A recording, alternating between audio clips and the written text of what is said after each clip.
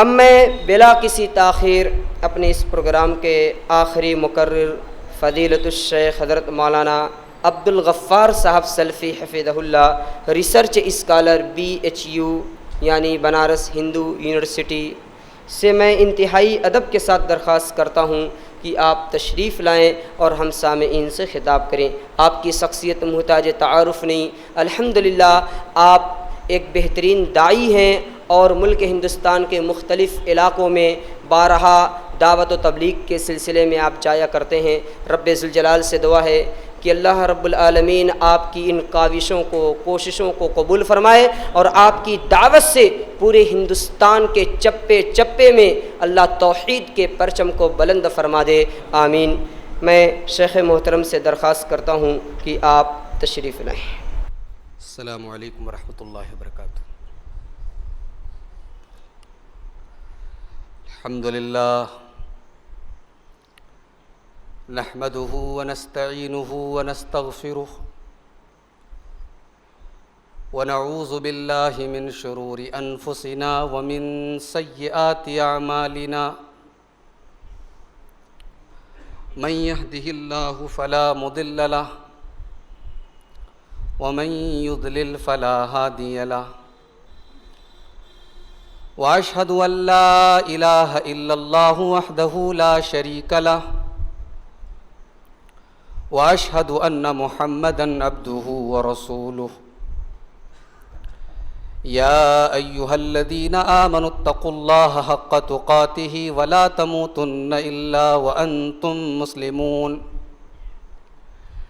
يا أيها الناس اتقوا ربكم الذي خلقكم من نفس واحدة وخلق منها زوجها وبث منهما رجالا كثيرا ونساء، واتقوا الله الذي تساءلون به والأرحام إن الله كان عليكم رقيبا۔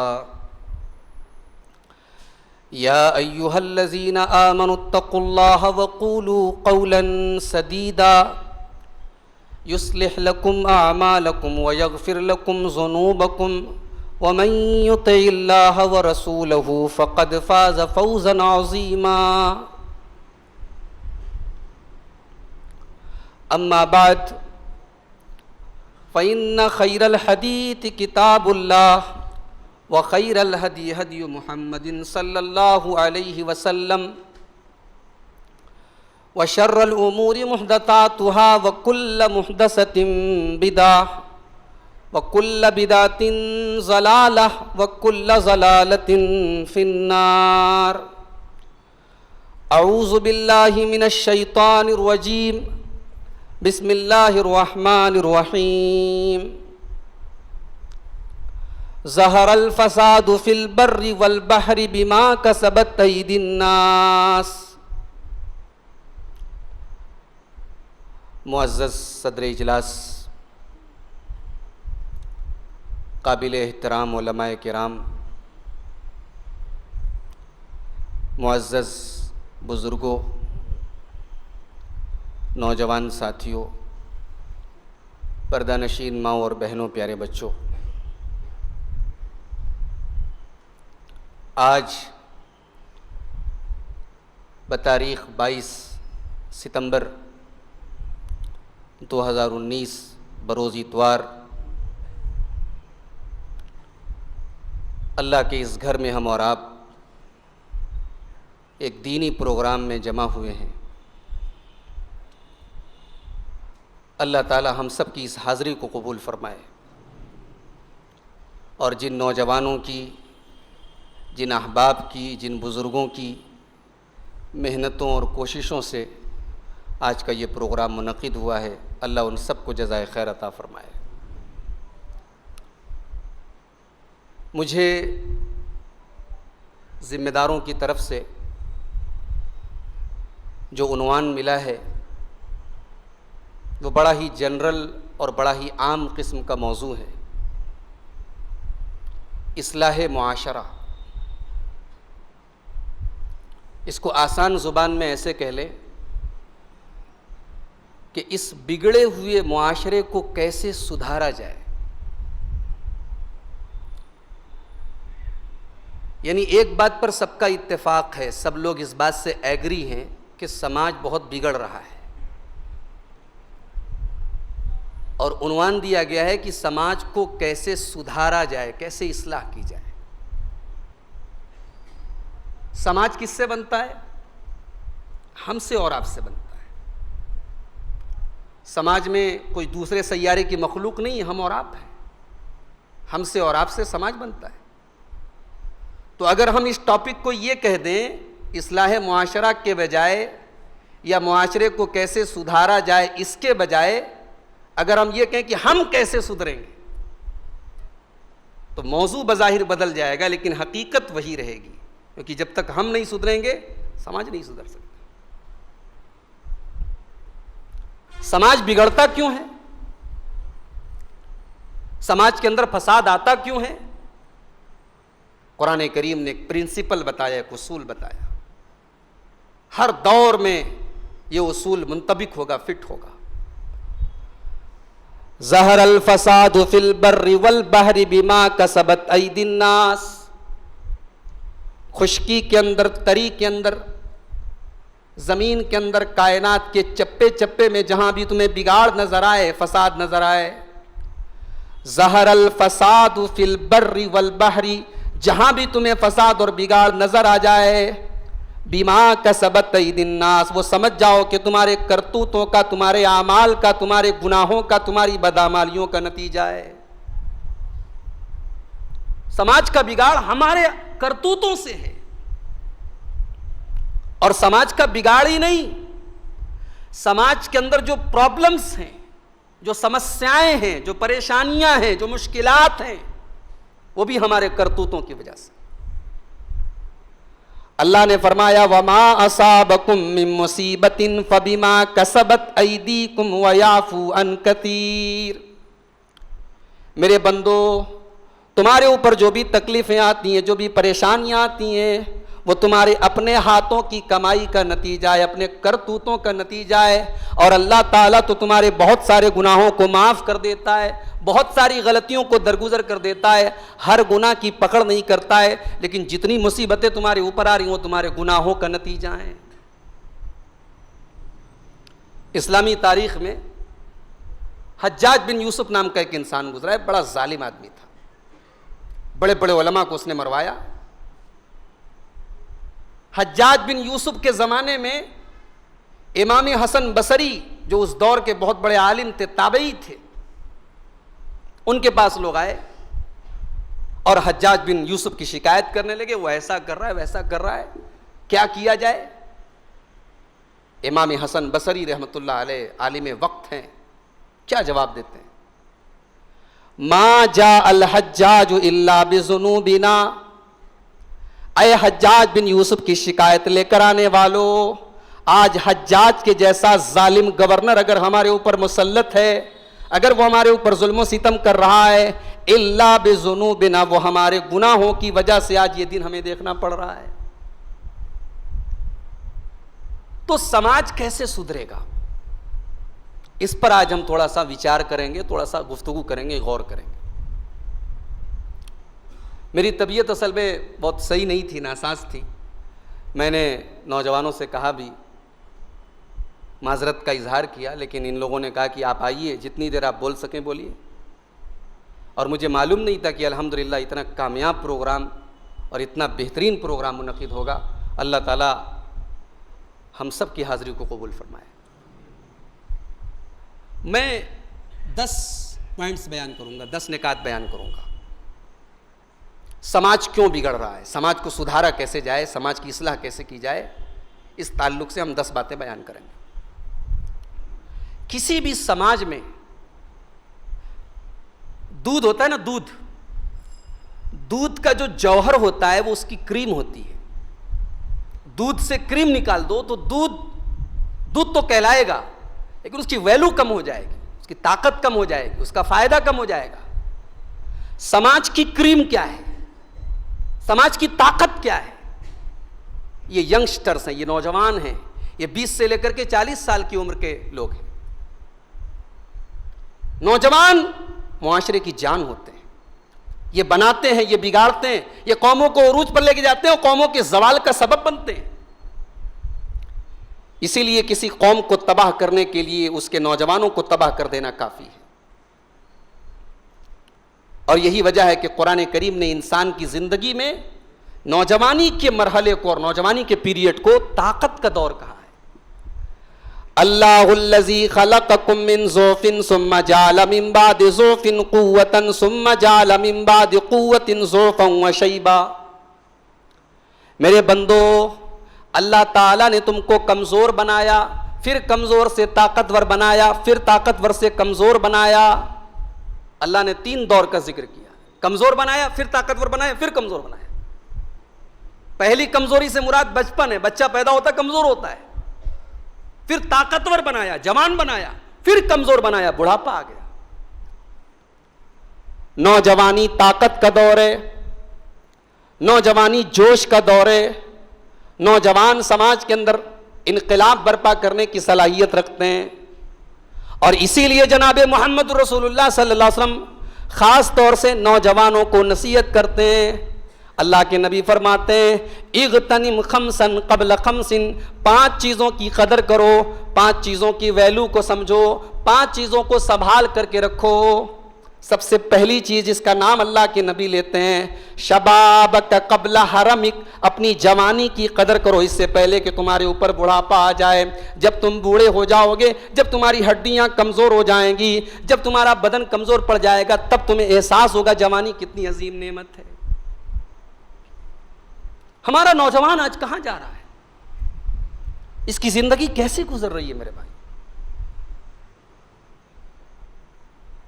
گاؤں چلے جاؤ، دیہات چلے جاؤ، شہر چلے جاؤ، قصبوں میں چلے جاؤ، مئو چلے جاؤ، بنارس چلے جاؤ، مسلم قوم کا نوجوان کیا کر رہا ہے؟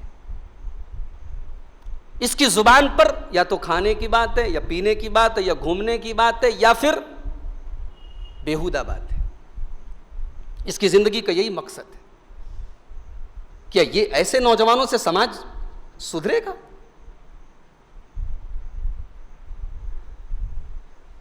انسان اور جانور میں کوئی فرق نہیں ہے۔ ایک جانور بھی اپنی جنسی خواہش جہاں چاہے وہاں پوری کر لے، ایک انسان اتنا گر جائے کہ ہمیشہ اس کے ذہن و دماغ میں یہی خیال چلتا رہے کہ کیسے وہ اپنی جنسی خواہشات کو پورا کرے۔ یہ ہمارے نوجوانوں کا حال ہے۔ اسلام نے انسان کی نیچر اور انسان کی طبیعت کا خیال رکھا ہے۔ انسان کے جسم کو ضرورت ہے، اس کے اندر ڈیزائرز ہیں، خواہشات ہیں، مرد اور عورت کے بیچ میں ایک اٹریکشن ہے۔ اس اٹریکشن کو قرآن کریم نے، اللہ نے، رسول نے، شریعت نے صحیح دشا دی ہے، نکاح کر دیا جائے۔ یا معاشر الشباب من استطاع منکم الباءۃ فلیتزوج، اللہ کے حبیب نوجوانوں کو خطاب کر کے فرماتے ہیں اے نوجوانوں، تم میں سے جو نکاح کی طاقت رکھتا ہو، شادی کرنے کی طاقت رکھتا ہو، وہ شادی کر لے۔ فَإِنَّهُ أَغَضُّ لِلْبَصَرِ وَأَحْسَنُ لِلْفَرْجِ، اس سے نگاہیں جھک جائیں گی، اس سے شرمگاہ محفوظ ہو جائے گی۔ نکاح کر لو۔ آج مئو کے اندر، بنارس کے اندر ہمارے معاشرے میں شادی بیاہ ایک بہت بڑا مسئلہ ہے۔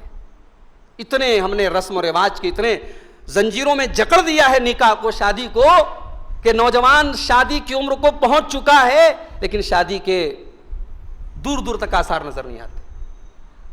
اور آپ کے یہاں تو ہم نے ایک چیز اور سنی ہے کہ جناب لڑکی والا کہیں رشتہ لے کے نہیں جائے گا، عیب مانا جاتا ہے۔ عجیب بات ہے۔ یہاں اللہ کے نبی صلی اللہ علیہ وسلم اپنی بیٹی فاطمہ کا رشتہ پیش کر رہے ہیں، حضرت ابوبکر صدیق اپنی بیٹی کا رشتہ پیش کر رہے ہیں۔ آپ نبی سے، صحابہ سے، تابعین سے، امت کے ان تمام بہترین لوگوں سے بڑھ کر کے دین پر عمل کرنے والے ہو گئے۔ سماج تباہ ہو رہا ہے آج نکاح اور شادی میں تاخیر کرنے کی وجہ سے، اور شادی صحیح عمر پر نہ کرنے کی وجہ سے۔ اسی لیے اللہ کے نبی فرماتے ہیں اذا خطب الیکم ممن ترضون دینہ وخلقہ فزوجوہ، جب تمہارے لڑکا یا لڑکی کے لیے اچھے گھر کا، دیندار گھر کا رشتہ آ جائے تو تم نکاح کر دو۔ وَإِلَّا تَفْعَلُوا اگر تم ایسا نہیں کرو گے تَكُنْ فِتْنَةٌ فِي الْأَرْضِ وَفَسَادٌ عَرِيضٌ زمین فتنے سے بھر جائے گی، فساد سے بھر جائے گی، بے حیائی سے بھر جائے گی، زناکاری سے بھر جائے گی، بدکاری سے بھر جائے گی۔ یہ ہماری قوم کے لیے تھپڑ ہے۔ ہمارے قوم کی بیٹیاں آج گھروں سے بھاگ کے شادیاں کر رہی ہیں۔ جس مذہب میں، جس دین میں نکاح کو اتنا آسان کیا گیا، کوئی جھنجٹ نہیں، کوئی رسم و رواج نہیں، آج اس دین کے اندر، اس دین کے ماننے والوں کا یہ حال ہے۔ جوان بیٹیاں گھر میں باپ کے سینے پر بوجھ بنی بیٹھی ہیں، باپ کے پاس جہیز کا انتظام نہیں، باپ کے پاس لمبے چوڑے خرچ کا انتظام نہیں۔ سماج اگر بگڑ رہا ہے تو اس لیے بھی بگڑ رہا ہے کیونکہ نوجوان آج بے راہ ہو رہے ہیں، نوجوان غلط راستے پر جا رہے ہیں۔ اور میرے نوجوان ساتھیوں، ایک میسج اور ایک پیغام تمہیں دینا چاہتا ہوں۔ جنسی خواہشات اپنے اندر سنبھال کے رکھو، اپنے آپ کو اپنی ہونے والی بیوی کے لیے بچا کر کے رکھو، نکاح کے ذریعے اپنی خواہشات کو پوری کرنے کا ارادہ کرو۔ اگر تم نے اپنے دل میں اور سینے میں یہ عزم پیدا کر لیا، میں نہیں کہہ رہا ہوں، جناب محمد رسول اللہ صلی اللہ علیہ وسلم فرما رہے ہیں، اللہ ضرور تمہاری مدد کرے گا، اللہ تمہیں بچائے گا گناہوں سے، غلط کاموں سے۔ اللہ کے نبی فرماتے ہیں ثلاثۃ کلہم حق علی اللہ عونہم، تین لوگوں کی مدد اللہ تعالیٰ ضرور کرتا ہے، تین لوگوں کو اللہ تعالیٰ بے سہارا نہیں چھوڑتا، ان کی مدد ضرور کرتا ہے۔ ان تین لوگوں میں سے ایک آدمی وہ بھی ہے الناکح الذی یرید العفاف، جو نکاح کر کے، شادی کر کے اپنا گھر بسانا چاہتا ہے، اپنے آپ کو پاک دامن رکھنا چاہتا ہے۔ اور یہی حکم قرآن کے اندر اللہ سورہ نور کے اندر دیتا ہے وَأَنكِحُوا الْأَيَامَ مِنكُمْ وَالصَّالِحِينَ مِنْ عِبَادِكُمْ وَإِمَائِكُمْ إِنْ يَكُونُوا فُقَرَاءَ يُغْنِهِمُ اللَّهُ مِنْ فَضْلِهِ۔ مسلمانوں، اپنے کنوارے لڑکے لڑکیوں کی جن کی شادی نہ ہوئی ہو یا جو لڑکیاں بیوہ ہو گئی ہوں، مطلقہ ہو گئی ہوں، اپنے لڑکے اور لڑکیوں کی شادی کرا دو۔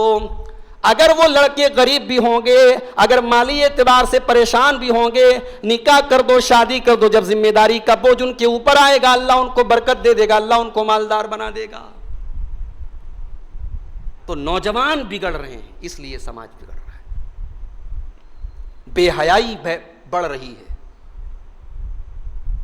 بے پردگی بڑھ رہی ہے، لڑکے لڑکیوں کے ناجائز تعلقات بڑھ رہے ہیں۔ جن گھروں کی لڑکیوں کو کبھی محلے میں کسی نے ان کی آوازیں نہیں سنی تھی، آج ٹک ٹاک پر ان کے ویڈیوز آ رہے ہیں۔ جن گھروں سے کبھی عورتیں بے پردہ نہیں نکلی، آج وہ شاپنگ مالز میں جا کر کے اپنے حسن کے جلوے دکھا رہے ہیں۔ یاد رکھو، جس گھر سے حیا چلی جائے اس گھر سے ایمان بھی چلا جاتا ہے۔ اللہ کے پیارے نبی فرماتے ہیں الحیاء والایمان قرنا جمیعا، حیا اور ایمان دونوں ساتھ ساتھ رہتے ہیں۔ اذا ذهب احدهما، جب حیا اور ایمان میں سے کوئی ایک چلا جائے تو دوسرا بھی چلا جاتا ہے۔ حیا گئی، ایمان چلا گیا۔ جس معاشرے میں بے حیائی آ جائے اس معاشرے میں ایک دن بے دینی، بے ایمانی بھی آ جائے گی، ایمان بھی چلا جائے گا۔ یاد رکھو، تو پہلا جو سماج کا بگاڑ ہے وہ نوجوانوں کی بگاڑ کی وجہ سے۔ دوسری وجہ، سماج کیوں بگڑا ہے، سماج کو کیسے سدھارا جائے؟ سماج کا آدھا پرسنٹیج جو ہوتا ہے، آدھی جو آبادی ہوتی ہے وہ خواتین پر مشتمل ہوتی ہے، عورتوں پر مشتمل ہوتی ہے۔ عورت بگڑ گئی، آدھی سوسائٹی تو ایسے ہی بگڑ گئی۔ کسی نے کہا ہے، بڑا پیارا جملہ کہا ہے کہ المرأۃ نصف الامہ، عورت جو ہوتی ہے وہ سوسائٹی کی امت کا آدھا حصہ ہوتی ہے، اور باقی آدھے حصے کو جنم دینے والی بھی وہ عورت ہی ہوتی ہے۔ لہذا عورت 50% نہیں ہے، عورت کا بگاڑ 100% سماج کا بگاڑ ہے۔ اور یہی وجہ ہے کہ اللہ کے پیارے نبی نے اس دنیا کے لیے، اس امت کے لیے سب سے خطرناک اگر کوئی فتنہ کہا ہے تو عورت کا فتنہ کہا ہے۔ ما ترکت علی الرجال من امتی فتنۃ اضر من النساء، میں نے اپنی امت کے مردوں کے لیے عورت سے خطرناک کوئی فتنہ نہیں چھوڑا ہے۔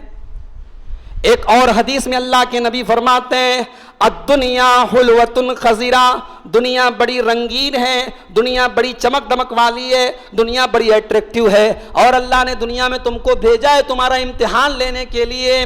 فاتقوا الدنیا واتقوا النساء، اے مسلمانوں تم دنیا سے بچو اور عورت سے بچو۔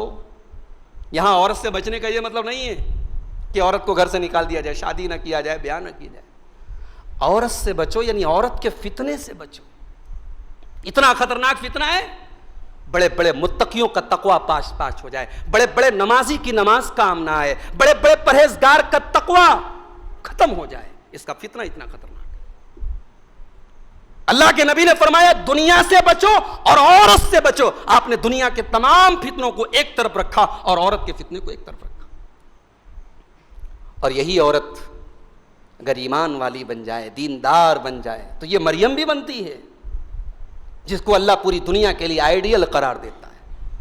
وَضَرَبَ اللَّهُ مَثَلًا لِّلَّذِينَ آمَنُوا امْرَأَتَ فِرْعَوْنَ، اے ایمان والو آؤ میں تمہارے لیے آئیڈیل بتاتا ہوں، تمہارے لیے آئیڈیل فرعون کی بیوی آسیہ ہے، جو فرعون کے محل میں رہا کرتی تھی، فرعون جیسے ظالم آدمی کے دربار میں رہتی تھی، لیکن اللہ کے اوپر ایمان لے آتی ہے اور اللہ سے دعا کرتی ہے اے اللہ تو مجھے فرعون جیسے ظالم سے بچا لے، اے اللہ تو جنت میں نے تیری توحید کے لیے فرعون کا محل چھوڑا ہے، اے اللہ تو جنت میں اپنے پاس مجھے محل عطا فرما۔ یہ فرعون کی بیوی جس کا نام آسیہ ہے، اس کو اللہ نے ہم سب کے لیے، عورتوں کے لیے نہیں مردوں کے لیے بھی آئیڈیل بتایا ہے کہ دیکھو ایمان اس کو کہتے ہیں، توحید اس کو کہتے ہیں کہ ایک ظالم اور جابر اور مشرک کے گھر میں رہ کر کے بھی اس عورت نے ایمان اور توحید کا حق ادا کر دیا۔ اور دوسری عورت کون آئیڈیل ہے سارے ایمان والوں کے لیے؟ وَمَرْيَمَ ابْنَتَ عِمْرَانَ الَّتِي أَحْسَنَتْ فَرْجَهَا، اور ایمان والوں کے لیے دوسری عورت جو آئیڈیل ہے وہ مریم ہے جو عمران کی بیٹی ہے، الَّتِي أَحْسَنَتْ فَرْجَهَا، جس نے ساری زندگی اپنی آبرو کی حفاظت کی۔ اللہ اکبر، ایک عورت کی آبرو کی حفاظت اتنا بڑا کارنامہ ہے کہ قرآن اللہ تعالیٰ اس کارنامے کو اپنی کتاب میں ذکر کر رہا ہے کہ دیکھو مریم نے اپنی آبرو کی مرتے دم تک حفاظت کی۔ جانتے ہو جب عیسیٰ علیہ السلام پیدا ہوئے، حضرت مریم بچے کو گود میں لیے ہوئے، آئے ہائے ہائے، پہلے تو کہتی ہیں جب بچہ پیدا ہونے والا ہے تو ایک عورت اللہ پڑھو تو رونگٹے کھڑے ہو جاتے ہیں، آنکھوں سے آنسو آ جاتے ہیں، یا لیتنی مت قبل ھذا وکنت نسیا منسیا، اے اللہ آج کا یہ دن دیکھنے کے پہلے مریم مر کیوں نہیں گئی؟ ایک عزت دار عورت، ایک آبرو والی عورت کے لیے اس سے بڑا داغ کچھ نہیں ہے، اس کے کیریکٹر پر داغ لگ جائے، اس کے کیریکٹر پر دھبا لگ جائے، ایک عزت دار عورت کے لیے اس سے بڑا دھبا کوئی نہیں۔ مریم کہہ رہی ہے اللہ میں مر کیوں نہیں گئی؟ اور جب عیسیٰ پیدا ہوئے اور حضرت مریم بچے کو گود میں لے کے آتی ہیں تو سماج کیا کہتا ہے؟ یا اخت ہارون ما کان ابوک امرا سوء وما کانت امک بغیا، اے ہارون کی بہن، حضرت مریم کے کوئی بھائی تھے ان کا نام ہارون تھا، یہ وہ والے ہارون نہیں، موسیٰ علیہ السلام والے ہارون نہیں ہے، اے ہارون کی بہن تیرا باپ بھی نیک آدمی تھا، تیری ماں بھی بری عورت نہیں تھی، بدکار عورت نہیں تھی، تو نے اتنا بڑا پاپ کیسے کر دیا؟ پتہ یہ چلا کہ عورت تب بگڑتی ہے جب بھائی بگڑتا ہے، عورت تب بگڑتی ہے جب باپ بگڑتا ہے، عورت تب بگڑتی ہے جب ماں بگڑتی ہے۔ یہ تریکون ہیں، یہ تین گھر کے یہ تین پلرز ہیں، اگر باپ صحیح ہے، اگر ماں صحیح ہے اور اگر بھائی صحیح ہے تو لڑکی کے بگڑنے کے چانسز بہت کم ہیں۔ اگر بھائی گڑبڑ ہے، باپ گڑبڑ ہے، ماں گڑبڑ ہے تو لڑکی کے بگڑنے کے چانسز 110% ہیں۔ مریم سے کہا جا رہا ہے کہ اے مریم تو اتنے نیک آدمی کی بہن ہے، اتنے اچھے باپ کی لڑکی ہے، اتنی اچھی ماں کی بیٹی ہے، تو نے اتنا غلط کام کر دیا؟ تو مریم نمونہ ہے، اگر عورت نیک بن جائے تو مریم بن سکتی ہے، نیک بن جائے تو ہاجرہ بن سکتی ہے۔ آج ہمارے اوپر ذرا سی مصیبتیں آئیں ہم اللہ میاں کو بھی برا بلا کہنے لگتے ہیں، ہمارے ہی اوپر آ رہی مصیبت۔ حضرت ہاجرہ کو دیکھو، اللہ کیسی عورت تھی، کیسا کلیجہ تھا، کیسا ایمان تھا۔ آج حاجی لوگ حج کرنے جاتے ہیں، ماشاءاللہ ابھی ہمارے بنارس میں ہمارے محلے میں ایک صاحب حج کر کے آئے، 54 کلو کھجور، 54 کلو کھجور وہاں سے پارسل لے کے آ رہے ہیں۔ آج مکے کے اندر اتنی کھجور ہو رہی ہے، لیکن آج سے ہزاروں سال پہلے اس مکہ میں جب ایک باپ نے اپنے لختے جگر کو اور اپنی نور نظر اپنی بیوی کو وہاں پہ چھوڑا تھا، وہاں پہ کوئی اناج کا دانہ نہیں تھا، وہاں پہ کھجور نہیں تھی، تھوڑی سی کھجوریں تھی، تھوڑا سا پانی تھا، اور ہاجرہ نے صرف اتنا پوچھا تھا کہ میرے سرتاج کیا یہ رب کا حکم ہے، کیا یہ اللہ کا حکم ہے؟ اور ابراہیم نے بس اتنا کہا تھا کہ ہاں یہ میرے رب کا حکم ہے۔ تو ہاجرہ میں تیرے ایمان پر تجھے مبارکباد دیتا ہوں، تیری استقامت پر میں تجھے سلام کرتا ہوں۔ ہاجرہ نے کہا تھا اذن لا یضیعنا اللہ ابدا، اللہ ہمیں رسوا نہیں کرے گا، اللہ ہمیں برباد نہیں کرے گا۔ اگر اللہ نے امتحان لیا ہے، اللہ ضرور اس امتحان کو ہمیں پار کرنے کی طاقت بھی دے گا۔ عورت ہاجرہ بھی بن سکتی ہے۔ عورت اگر بری ہے، بدچلن ہے، بے حیا ہے، دین سے دور ہے، تو دنیا کا سب سے بڑا فتنہ ہے۔ اگر عورت دیندار ہے تو اللہ کے پیارے حبیب یہاں تک کہتے ہیں الدنیا کلھا متاع، دنیا کی ساری دولت میں وخیر متاع الدنیا المرأۃ الصالحہ، سب سے بڑی دولت نیک عورت ہے۔ تو یہ دوسرا بگاڑ ہے سماج کا، عورت بگڑ گئی وہ سماج بگڑ گیا۔ تیسری چیز، سماج کیوں بگڑ رہا ہے؟ آج ہماری اکثریت زندگی کے مقصد سے ناواقف ہے، زندگی کا کوئی ٹارگٹ نہیں ہے، کوئی مقصد نہیں ہے۔ لوگ چائے کے ہوٹلوں پر بیٹھ کے ٹائم پاس کر رہے ہیں، سڑکوں پر ہمارا نوجوان وقت برباد کر رہا ہے، کوئی پب جی گیم کھیل رہا ہے، کوئی ٹک ٹاک میں لگا ہے، کوئی فیس بک پر رات کو 2 بجے تک لگا ہے۔ کیا ہے یہ زندگی کا کیا مقصد ہے میرے بھائی؟ زندگی کا بس 3 مقصد ہے، کھاؤ پیو مست رہو، eat drink and be happy. یہ مقصد ہے زندگی کا؟ یہ ایمان والے کا مقصد نہیں ہو سکتا ہے، یہ ان کا مقصد ہو سکتا ہے جو اللہ کو نہیں مانتے۔ اللہ نے کہا قرآن کے 14ویں پارے میں ذرہم یاکلوا ویتمتعوا ویلہہم الامل، اے نبی ان کو ان کے حال پر چھوڑ دو، وہ کھائیں پیئیں مست رہیں، یہ ان کا حال ہے، ہمارا نہیں ہو سکتا۔ ہم تو اس دنیا میں امتحان دینے کے لیے آئے، ہم اللہ تعالیٰ کی طرف سے امتحان دینے کے لیے دنیا میں آئے۔ الذی خلق الموت والحیات لیبلوکم ایکم احسن عملا، اللہ نے تم کو دنیا میں اس لیے بھیجا ہے تاکہ تمہارا امتحان لے، تم میں سے کون اچھا عمل کرتا ہے، کون نیک عمل کرتا ہے۔ ظاہر سی بات ہے امتحان آسان، کوئی بھی امتحان تبھی ہوتا ہے جب مشکل ہو۔ دنیا ہمارے لیے امتحان ہے، ہر طرف خواہشات کا جال ہے، ہر طرف شیطان کا پھندا ہے، ہر طرف دین سے دور کرنے والی چیزیں، اور ہمیں ان سب سے بچ کر اللہ کو راضی کرنا، یہی زندگی کا مقصد ہے۔ سماج اس لیے بھی بگڑ رہا ہے کیونکہ ہم زندگی کے مقصد سے ناواقف ہیں۔ نمبر 4، سماج کا چوتھا بگاڑ کی چوتھی وجہ، سماج اس لیے بھی بگڑا ہے، ہم اس لیے بھی بگڑے ہیں کیونکہ آج ہم اپنے دین سے دور ہیں۔ وہ دین ہمیں کبھی کبھی مسجدوں میں نظر آ جاتا ہے، جب جمعہ کے دن ہم ٹوپی وپی لگا کے، جنت الفردوس والی عطر لگا کے، بہترین سفید کرتا پہن کر کے چلے آتے ہیں، اس دن ہمیں سمجھ میں آتا مسلمان ہے۔ کاروبار میں دین نہیں، لین دین میں دین نہیں، اخلاق میں دین نہیں، معاملات میں دین نہیں۔ دین کہاں؟ مسجد میں۔ ہم دین سے دور ہیں۔ ہمارا دین، معاف کیجئے، صرف مسجد کے لیے نہیں آیا، ہمارا دین مارکیٹ کے لیے بھی آیا، ہمارا دین اخلاق کے لیے بھی آیا، ہمارا دین معاملات کے لیے بھی آیا۔ ارے میرے نبی نے ہمیں بیوی سے ملنے کا طریقہ بھی بتایا ہے، میرے نبی نے استنجا کرنے کا طریقہ بھی بتایا ہے۔ حضرت سلمان فارسی سے کسی نے کہا تمہارے نبی نے سب کچھ سکھایا ہے کیا؟ کہا سب کچھ سکھایا ہے۔ کہا پیشاب پاخانہ کرنا سکھایا؟ کہاں؟ میرے نبی نے پیشاب پاخانہ کرنے کے آداب بھی بتائے۔ میرے نبی نے سکھایا ہے پیشاب پاخانہ کرنے بیٹھو تو قبلہ کی طرف اپنا منہ اپنی پیٹھ مت کرو۔ میرے نبی نے سکھایا ہے پتھر سے ڈھیلے سے استنجا کرو تو 3 سے کم ڈھیلے سے استنجا مت کرو۔ میرے نبی نے سکھایا گوبر اور ہڈی سے استنجا مت کرو۔ میرے نبی نے استنجا کرنے کا طریقہ بھی بتایا۔ تو دین سے دور ہیں ہم۔ ایک حدیث سناتا ہوں، بڑے غور سے سنیے گا۔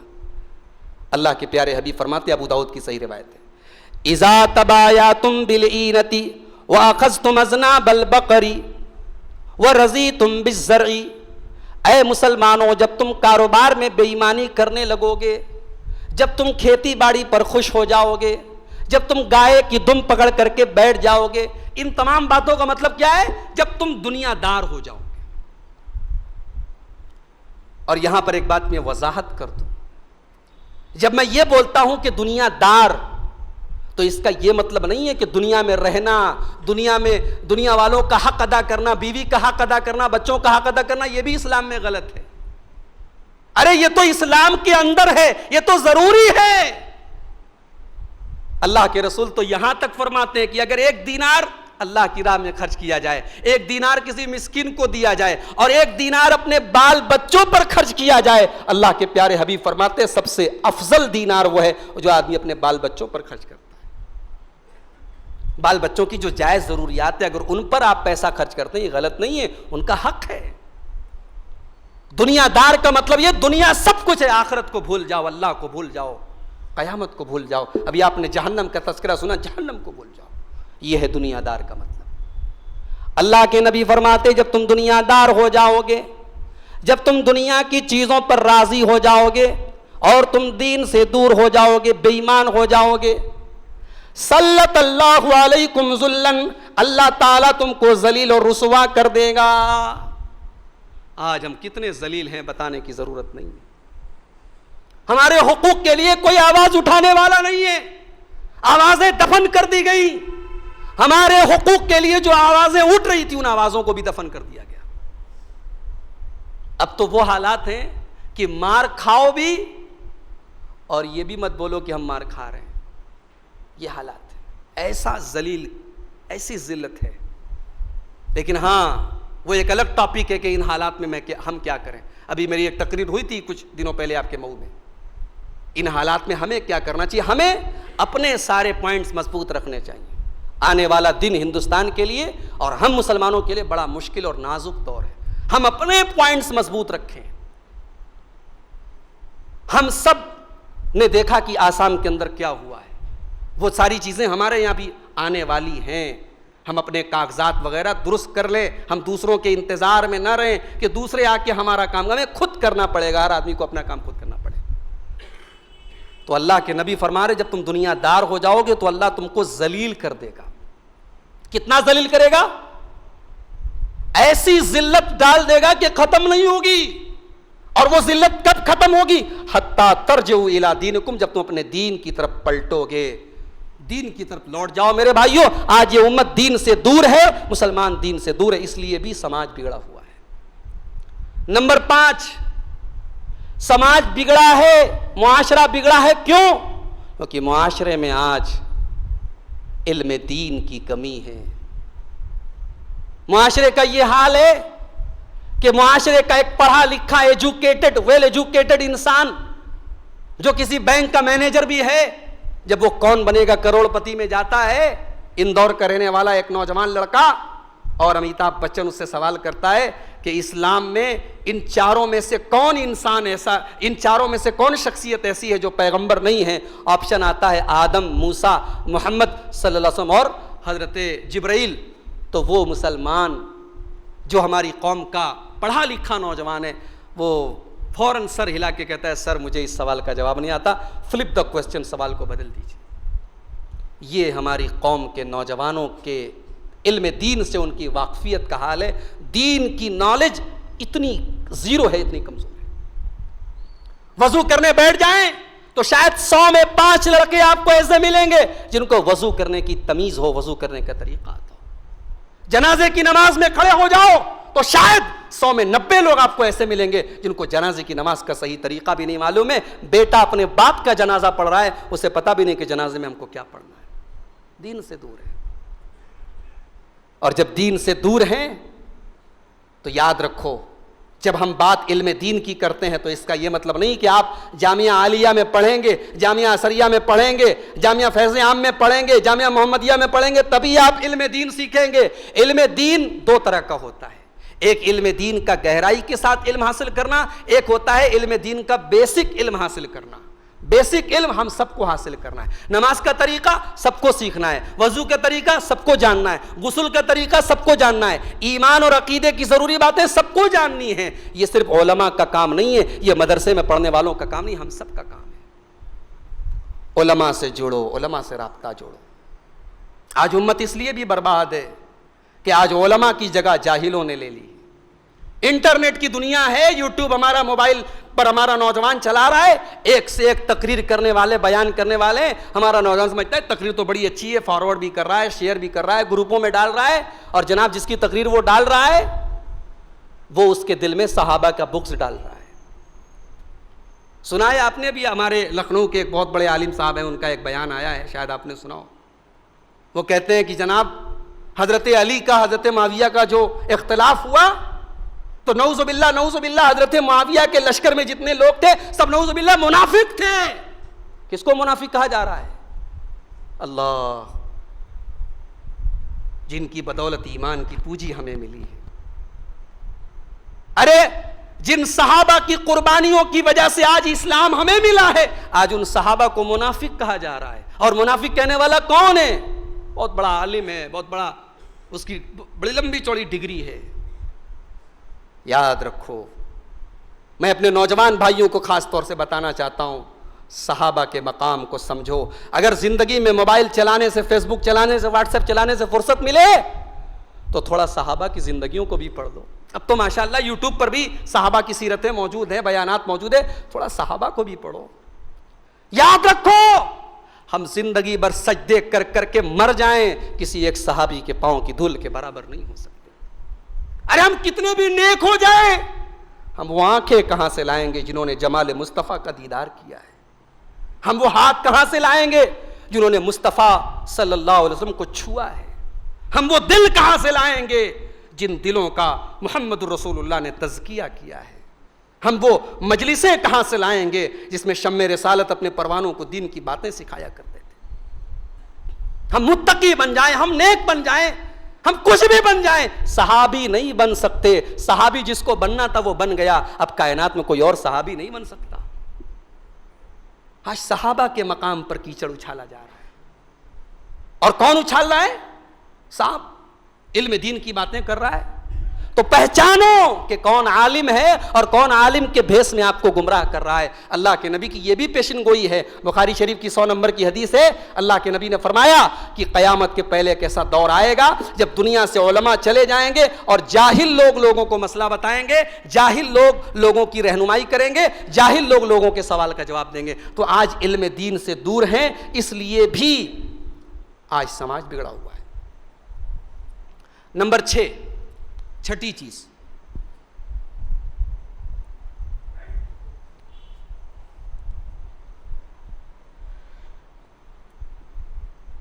سماج اس لیے بھی بگڑا ہے کیونکہ آج ذمہ داریوں کا احساس نہیں ہے. نہ باپ کو اپنی ذمہ داری کا احساس ہے, نہ ماں کو اپنی ذمہ داری کا احساس ہے, نہ بھائی کو اپنی ذمہ داری کا احساس ہے, نہ شوہر کو اپنی ذمہ داری کا احساس ہے. جبکہ اللہ کے نبی فرماتے ہیں الا کلکم راع و کلکم مسئول عن رعیتہ, سماج کے ہر ورگ کی ایک ذمہ داری ہے اور اس کی ذمہ داری کے بارے میں کل قیامت کے دن سوال کیا جائے گا. باپ سے اولاد کے بارے میں پوچھا جائے گا, ماں سے بیٹیوں کے بارے میں پوچھا جائے گا, شوہر کو بیوی کے بارے میں جواب دینا پڑے گا, بیوی کو بچوں کے بارے میں بتانا پڑے گا.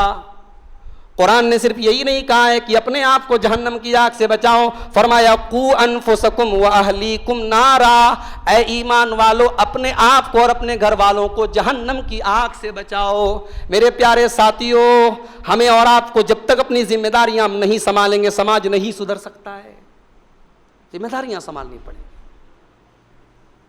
نمبر 7, سماج کے بگاڑ کی 7ویں وجہ, ہمارے نوجوانوں نے اپنے اپنے آئیڈیل بنا رکھے ہیں. کسی کا آئیڈیل کوئی کرکٹر ہے, کوئی وراٹ کوہلی کی طرح بال رکھ رہا ہے, کوئی سلمان خان کو دیکھ کے کان میں بالی پہن رہا ہے, کوئی بندر کے جیسا بال رکھ رہا ہے, کسی کی پینٹ دیکھو گھٹنے کے پاس سے پھٹی ہے. کیا ہے یہ سب؟ یہ لوگ آپ کے ہیرو ہیں, یہ لوگ آپ کے آئیڈیل ہیں. ان کی ذاتی زندگیوں میں جا کے اگر آپ جھانکیں گے آپ کو شرم آئے گی, آپ تھوکیں گے. ان لوگوں کی زندگی میں ایمان, دین, اس میں سے میں ان کی بات کر رہا ہوں جو مسلمان ہیں, ایمان اور دین نام کی کوئی چیز نہیں. ارے آئیڈیل بنانا, اس کو آئیڈیل بناؤ جس کو آئیڈیل بنانا ہمیں جنت میں لے کے جائے گا. لقد کان لکم فی رسول اللہ اسوۃ حسنہ، اے ایمان والو تمہارے لیے اگر کوئی آئیڈیل ہے تو جناب محمد رسول اللہ صلی اللہ علیہ وسلم ہے۔ کل تک مولوی لوگ تقریر کرتے تھے داڑھی رکھو، ہمارا نوجوان داڑھی نہیں رکھتا تھا، سب کلین شیو رہتے تھے۔ اب جناب شاہد آفریدی نے داڑھی رکھ لی، فلاں ہیرو نے داڑھی رکھ لی، فلاں کرکٹر نے داڑھی رکھ لی، تو اب داڑھی رکھنے کا فیشن آ گیا۔ ایک دور آیا کہ پینٹ زمین کے اوپر لٹک رہی ہے، جھاڑو دیتے ہوئے پورے محلے میں جا رہا ہے، کیوں؟ فیشن چل رہا ہے۔ پھر ایک دور آیا کہ جناب پینٹ اونچی والی چلنے لگی، مولوی لوگ تقریر کرتے کرتے تھک گئے کہ ٹکنے کے اوپر پینٹ رکھو، پائجامہ رکھو، تیار نہیں تھا۔ جب پتہ چلا کہ فیشن ہے، پینٹ آٹومیٹک اوپر آ گئی، اور اب تو ماشاءاللہ ایسی ایسی پینٹ آ رہی ہے میں بیان نہیں کر سکتا۔ نماز کی حالت میں اگر ہمارا نوجوان وہ پینٹ پہنے ہوئے ہے تو سطر کھلنے کا اندیشہ ہے، ایسی پینٹ ہمارا نوجوان پہن رہا ہے۔ بال دیکھو، بال اللہ کے نبی نے جس کو حدیثوں میں قضا کہا ہے، جس کو اللہ کے نبی نے منع کیا ہے کہ سر میں اگر کہیں کا بال مڑا لیا اور کہیں کا چھوڑ دیا حرام ہے، یہ قضا اس کو کہا گیا حدیث میں۔ آج ہمارا نوجوان عام طور سے کر رہا ہے۔ تو آپ کس کو آئیڈیل بنا رہے ہیں، کس کی نقل کر رہے ہیں، کس کے نقشے قدم پر چل رہے ہیں؟ ہمارے بعض نوجوانوں کے ہاتھوں میں دیکھتا ہوں لال کالے دھاگے بھی نظر آتے ہیں، ان کو معلوم نہیں ہے کہ دھاگا کیا ہے، لیکن پہنے ہوئے وہ دھاگا۔ اللہ کے پیارے نبی نے فرمایا لَتَتَّبِعُنَّ سُنَنَ مَنْ كَانَ قَبْلَكُمْ شِبْرًا بِشِبْرٍ وَذِرَاعًا بِذِرَاعٍ۔ اے مسلمانوں، تم اپنے سے پہلے کے لوگوں کے طریقے پر چلو گے۔ اگر وہ ایک بالشت آگے بڑھیں گے تم بھی ایک بتا ایک بالشت آگے بڑھو گے، اگر وہ ایک ہاتھ آگے بڑھے تو تم بھی ایک ہاتھ آگے بڑھو گے۔ اور ایک اور حدیث میں اللہ کے نبی نے فرمایا حذو النعل بالنعل، جیسے دو پیر کا جوتا ہوتا ہے، ایک پیر کا جوتا دوسرے پیر کے بالکل برابر ہوتا ہے۔ اے مسلمانوں، تم اپنے سے پہلے کے لوگوں کے طریقے پر، یہود و نصارہ کے طریقے پر چلو گے، ان کی نقل کرو گے۔ آئیڈیل بنانا ہے صحابہ کو بناؤ، آئیڈیل بنانا ہے نبی کو بناؤ، آئیڈیل بنانا ہے اس امت کے نیک لوگوں کو بناؤ۔ نمبر 8، سماج کے بگاڑ کی 8ویں وجہ۔ سماج کیوں بگڑ رہا ہے؟ سماج اس لیے بھی بگڑ رہا ہے کہ آج دین کے نام پر بہت کچھ ایسا کیا جا رہا ہے جو صحابہ نے نہیں کیا۔ ابھی محرم کا مہینہ گزرا، ہاسپٹلز میں بھیڑ لگی تھی، ایک مولوی صاحب کی تقریر سن رہا تھا، ہاسپٹل میں بھیڑ لگی تھی، کسی کی پیٹھ پر زخم ہے، کسی کے سینے پر زخم ہے، ہائے حسین ہائے حسین، نواسے رسول کا غم منایا جا رہا ہے، دنیا ہنس رہی ہے۔ یہ کون سا مذہب ہے، یہ کون سا دین ہے جو اپنے جسم کو اس طریقے سے تکلیف دینے پر آمادہ کر رہا ہے؟ دنیا کو کیا پتا کہ محمد رسول اللہ کے دین میں، حسین کے نانا کے دین میں اس طریقے کی کوئی چیز نہیں۔ ابھی عید میلاد النبی آنے والی ہے، صاحب نبی کی پیدائش کا جشن منایا جائے گا، سڑکیں جام کی جائیں گے، جلوس محمدی نکالا جائے گا۔ کیوں؟ نبی سے محبت ہے۔ کل فیس بک کے اوپر سپریم کورٹ کے سابق جج جسٹس مارکنڈے کاٹجو کی ایک پوسٹ آئی، انگریزی میں تھی وہ۔ مارکنڈے کاٹجو نے لکھا کہ ایک مرتبہ جب میں سپریم کورٹ کا جج تھا تو عدالت میں ایک پیٹیشن دائر ہوئی، ایک مقدمہ دائر ہوا، دیوبند کے اندر سہارنپور سے ایک مقدمہ دائر ہوا۔ کچھ مسلمان عید میلاد النبی مناتے ہیں تو کچھ مسلمان نہیں مناتے ہیں، تو ان لوگوں نے مقدمہ دائر کیا تھا اور کہا تھا کہ اس پر پابندی لگائی جائے۔ تو جسٹس مارکنڈے کاٹجو نے کہا کیوں پابندی لگوانا چاہتے ہیں آپ؟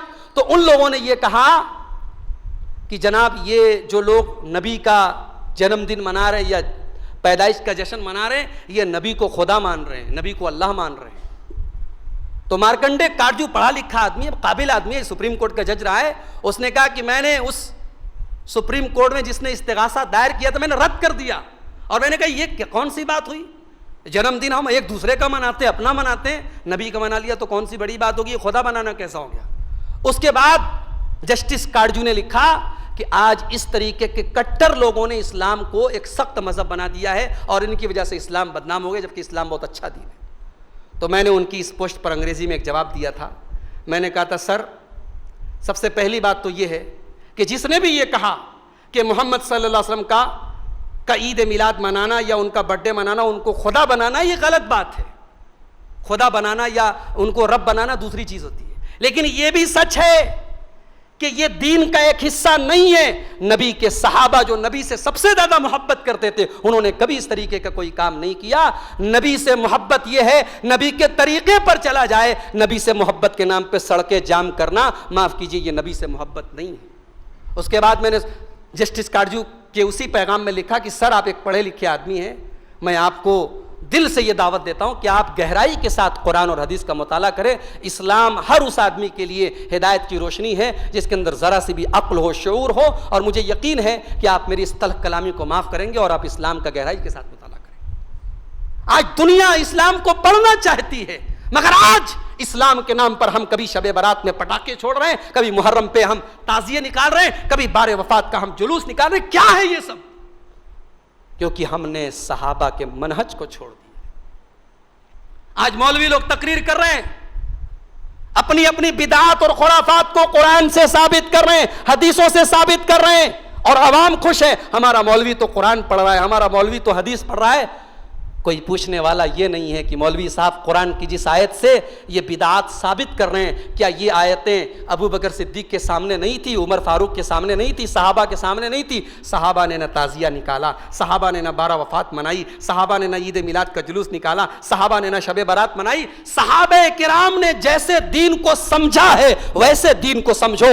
اس طریقے سے نہ سمجھنے سے بھی آج سماج بگڑ رہا ہے, اور دین کے نام پر جو بگاڑ سماج میں نظر آ رہا ہے وہ صحابہ کے منہج سے ہٹنے کا نتیجہ ہے. وقت زیادہ لے رہا ہوں میں آپ کا, آخری دو چیزیں بیان کر کے بات ختم کرتا ہوں. نمبر 9, سماج کیوں بگڑ رہا ہے؟ 9ویں وجہ, ہم دین کا کام کر رہے ہیں, حج کرنے گئے 3 لاکھ روپیہ خرچہ کر کے, لیکن حج کر کے آئے تو پوری گلی کو ہم نے جھنڈیوں سے سجا دیا. پہلے ہمارا نام ارشاد احمد تھا, اب ہمارے یہاں کارڈ پہ لکھا ہے حاجی ارشاد احمد, اور جو لوگ 2-3 بار حج کر لیتے وہ الحاج ارشاد احمد ہو جاتے ہیں. کیا ہے یہ سب؟ دین کے نام پر ہم کام کر رہے ہیں. حج کیا ہے؟ حج کوئی دنیا کا کام نہیں, کوئی سیر نہیں, کوئی تفریح نہیں. حج ایک عبادت ہے. آپ نے اس کو دنیا کا تماشا بنا دیا. غریبوں کی مدد کی جا رہی ہے, صاحب کیمرے سے فوٹو کھینچا جا رہا ہے, فیس بک پہ ڈالا جا رہا ہے. دیکھیے میں نے مئو کے اندر ڈومن پورا میں اتنے غریب گھروں میں راشن بانٹا. آپ نے راشن بانٹ کے اس کی آبرو چھین لی. اس غریب بیچارے کو آپ نے چند ہزار کا اناج دے کے اس غریب کا فوٹو پوری دنیا میں وائرل کر دیا. آج نیکیاں سوشل میڈیا پہ ڈالی جا رہی. یاد رکھو میرے بھائیوں, دین کا کام کرو, نیکی کرو, نماز پڑھو, روزہ رکھو, زکوٰۃ دو, صدقہ کرو, مگر اخلاص کے ساتھ کرو. ریاکاری سے اپنی حفاظت کرو. ریاکاری آپ کے ان اعمال کو برباد کر دے. ارائیت الذی یکذب بالدین فذلک الذی یدع الیتیم ولا یحض علی طعام المسکین فویل للمصلین. اللہ فرماتا ہے کہ نمازیوں کے لیے بربادی ہے. الذین هم عن صلاتهم ساہون, جو نماز تو پڑھتے ہیں لیکن دھیان کہیں اور رہتا ہے. والذین هم یراؤون, اور جو نماز تو پڑھتے ہیں لیکن ان کا مقصد اپنی عبادت کا دکھاوا کرنا ہوتا ہے. حج کرو مگر حج کو اتنا مشکل مت بناؤ. ایک صاحب کا میسج بھی آیا تھا کہ مولوی صاحب یہ حج کر کے لوگ آتے ہیں, دعوت دیتے ہیں, حج کرنے کے جانے کے پہلے دعوت دیتے ہیں, دعوت کیسی؟ اب کوئی دعوت پر تو فتویٰ نہیں لگائے گا بھائی آپ کو کسی بھی خوشی کے موقع پر دعوت دے سکتے ہیں, مگر آپ ایک عبادت کو کیوں بوجھل کیوں بنا رہے ہیں؟ ایک عبادت کو کیوں آپ رسم و رواج کی زنجیروں میں جکڑ رہے ہیں؟ حج ایک عبادت ہے, اس کو عبادت رہنے دیجیے. آپ کو دعوت دینا ہے, آپ دعوت دیتے رہیے دوسرے موقع سے. حج کو ان تمام رسم و رواج سے آزاد کر دیجئے, اور حج ہی نہیں ہر عبادت اخلاص کے ساتھ کیجئے, جیسے نبی کے صحابہ اخلاص کے ساتھ کرتے تھے. نبی کے صحابہ کے اخلاص کا ایک نمونہ بیان کر کے بات ختم کروں گا. غزوہ تبوک کا موقع ہے, اللہ کے نبی کے صحابہ آتے ہیں, کچھ غریب صحابہ ہیں بیچارے, ان کے پاس سواری کا انتظام نہیں ہے. اللہ کے نبی کے پاس آتے ہیں, اے اللہ کے نبی ہمیں بھی جانے کی اجازت دیجئے, اے اللہ کے نبی ہمارے لیے سواری کا انتظام کر دیجئے, ہم بھی آپ کے ساتھ جانا چاہتے ہیں. اللہ کے نبی معذرت کر لیتے ہیں کہ میرے پاس سواری نہیں ہے, اونٹ نہیں ہے, گھوڑا نہیں ہے, میں تمہیں ساتھ میں لے کے نہیں جا سکتا. قرآن کہتا ہے وَلَا عَلَى الَّذِينَ إِذَا مَا أَتَوْكَ لِتَحْمِلَهُمْ اے میرے نبی آپ کے وہ غریب صحابہ آپ کے پاس آتے ہیں، آپ سے ریکویسٹ کرتے ہیں، گزارش کرتے ہیں کہ آپ سواری کا انتظام کر دیں تاکہ وہ بھی آپ کے ساتھ جائیں۔ قلت لا اجد ما احملکم علیہ، اے میرے نبی جب آپ جواب دیتے ہیں کہ میرے پاس تمہاری سواری کا انتظام نہیں ہے، تولوا واعینہم تفیض من الدم، تو اے نبی آپ کے وہ صحابہ پلٹ جاتے ہیں، پیٹ پھیر لیتے ہیں، اور پیٹ پھیرنے کے بعد ان کی آنکھوں سے آنسوؤں کی جھڑی لگ جاتی ہے، وہ رونے لگتے ہیں، حزنا اللہ یجدوا ما ينفقون، انہیں ملال ہے، انہیں افسوس ہے، انہیں غم ہے، کاش ان کے پاس بھی سواری ہوتی تو وہ بھی اپنے نبی کے ساتھ جاتے۔ یہ تھے نبی کے صحابہ۔ ایک ہوتا ہے کہ آدمی نے دین کے لیے کوئی کام کیا، اور ایک ہوتا ہے افسوس ہو رہا ہے کہ دین کا کام ہوا اور میں نے حصہ نہیں لیا، دین کا کام تھا اور میں نے قربانی نہیں دی۔ یہ صحابہ تھے کہ اگر کسی مجبوری کی وجہ سے دین کے کام میں حصہ نہیں لے پائے تو ملال ہو رہا ہے، آنکھوں سے آنسو بہ رہے ہیں کہ کاش ہمارے پاس بھی سواری ہوتی اور ہم بھی اپنے نبی کا ساتھ دیتے۔ اور آخری چیز نمبر 10، سماج اگر بگڑا ہے میرے بھائیوں تو اس میں ایک بہت بڑا رول یہ ہے کہ آج مسلمان اخلاق کے معاملے میں زیرو ہو گیا ہے۔ اگر ہم یہ کہتے ہیں کہ فلاں تنظیم نے 100 سال سے محنت کر کے پورے ہندوستانیوں کے اور ہمارے غیر مسلم بھائیوں کے ذہن و دماغ میں ہمارے خلاف زہر بھرا ہے، تو میں آپ سے سوال کرتا ہوں کہ ان 100 سالوں میں آپ کیا کر رہے تھے؟ اس تنظیم نے تو چھوٹے چھوٹے اسکول کھولے، اس تنظیم نے، وہ تنظیم تو گھر گھر گئی، اس نے اپنی قوم کے لیے اتنے بڑے بڑے کام کیے کہ آج اس کی قوم اس تنظیم کے اشاروں پر ناچ رہی ہے۔ آپ نے کیا کیا؟ آپ کے نبی نے کیا اخلاق کے ذریعے اسلام نہیں پھیلایا؟ آپ کے نبی نے کہیں کہا ہے کہ ظالم کے ظلم کا جواب ظلم سے دیا جائے، فرقہ پرستی کا جواب فرقہ پرستی سے دیا جائے؟ میرے نبی نے تو گالیوں کا جواب دعاؤں سے دیا ہے، میرے نبی نے تو پتھروں کا جواب پھولوں سے دیا ہے، میرے نبی نے تو بدتمیزی کا جواب تہذیب سے دیا ہے، میرے نبی نے بد اخلاقی کا جواب اخلاق سے دیا ہے۔ شاعر نے بڑی سچی بات کہی ہے، ظالم سے لیا ظلم کا بدلہ نہ کسی وقت، مارا بھی تو اخلاق کی تلوار سے مارا۔ ہم لوگ ماشاءاللہ بڑے پکے اہل حدیث ہیں، سینے سے نیچے ہاتھ نہیں باندھتے، اور نماز میں ایک صاحب مہو کے بتانے لگے، مولوی صاحب اس پر بھی تھوڑا تقریر کیجیے گا، لوگ نماز میں پیر بہت زیادہ پھیلا دیتے ہیں، نماز میں پیر بہت زیادہ پھیلا دیتے، لوگ سمجھتے ہیں کہ پیر زیادہ پھیلانے سے ہم زیادہ بڑے اہل حدیث ہو جائیں گے۔ کس نے بتا دیا آپ کو؟ پیر آپ کو اتنا ہی پھیلانا چاہیے جتنے آپ کے بدن کی چوڑائی ہے۔ آپ زیادہ پیر پھیلائیں گے تو پھر بازو والے کا پیر ملے گا نہیں آپ کے پیر سے۔ اچھا ایک نیا یہ بھی فیشن چلا ہے، وہ پیر نہیں ملاتے، پیر کی وہ کنکھی انگلی جو ہوتی ہے چھوٹی والی وہ ملاتے ہیں۔ ارے بھائی پورا پیر ملانا ہے، پوری ہتھیلی سیدھی کرو آٹومیٹک پورا بدن مل جائے گا۔ صرف کنکی انگلی ملاؤ گے تب کہاں غریب امیر چھوٹا بڑا سب ایک دوسرے سے ملیں گے؟ کنکی انگلی ملاؤ گے تو بیچ میں پورا گیپ ہوگا۔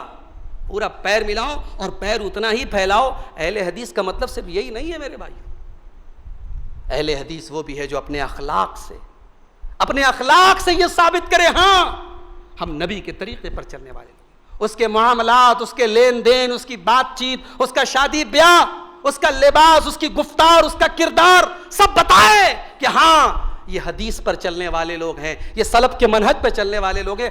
آج افسوس ہوتا ہے جب ہماری جماعت کو لوگ لے کر کے تانا دیتے ہیں کہ جناب اہل حدیثوں کے یہاں سب کچھ ہے لیکن اخلاق کی کمی ہے۔ یہ الگ بات ہے کہ تانا دینے والوں کا بھی ہم نے اخلاق دیکھا ہے، وہ سارا اخلاق بھی ایک مخصوص دائرے تک رہتا ہے، لیکن بہرحال ہمیں کسی کے تانے کی ضرورت نہیں ہے، ہم سب کو خود اپنی اصلاح کرنے کی ضرورت ہے۔ میرے بھائیوں اخلاق کی اصلاح کرو، اپنے اخلاق کو سدھارو، اور اپنے اخلاق سے دوسری جماعت اور دوسرے مسلک والوں کا ہی نہیں دوسرے مذہب والوں کا دل جیتو۔ آج ہندوستان میں بڑا نازک وقت ہے، آج ہندوستان میں بڑا نازک وقت ہے، اور اس ہندوستان کے 80 کروڑ لوگوں کو باقی 20 کروڑ لوگوں کے خلاف، 90 کروڑ لوگوں کو باقی 20 کروڑ لوگوں کے خلاف بھڑکانے کی بڑی گہری چالیں چلی جا رہی ہیں۔ آپ کو اس چال کو ناکام کرنا ہے اپنے اخلاق کے ذریعے، اپنے دین کے ذریعے، اپنے ایمان کے ذریعے۔ آئیے ہم اللہ سے دعا کریں، الہ العالمین یہ جو 10 باتیں بیان کی گئیں ان سب باتوں پر ہمیں عمل کرنے کی توفیق نصیب فرما۔